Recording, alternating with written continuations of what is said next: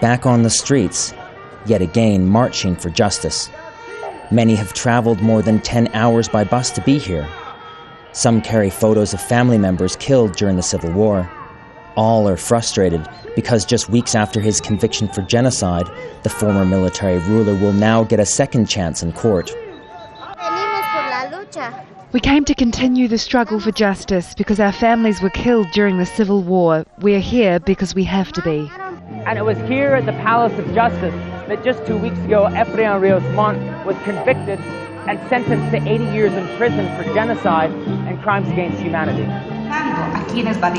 The verdict was hailed as a milestone for Guatemala's justice system. But on Monday, Guatemala's highest court threw out the conviction, citing irregularities in the case. Lawyer Hector Reyes says the order to roll back the trial likely means it will have to start over with a new set of judges, and that will permit the defense to launch a fresh wave of legal obstacles.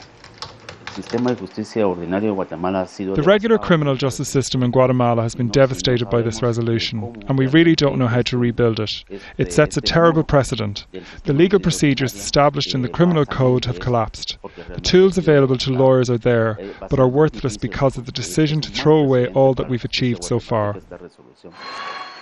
But Rios Montt's lawyers argue that their goal is to defend the rule of law, and that the head trial judge was biased from the start.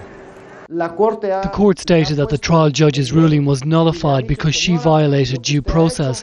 This is important, not for this case of alleged genocide, but for legal certainty, so that every Guatemalan knows that if you go to trial, you'll be judged according to the country's constitution and not according to the presiding judge's personal feelings.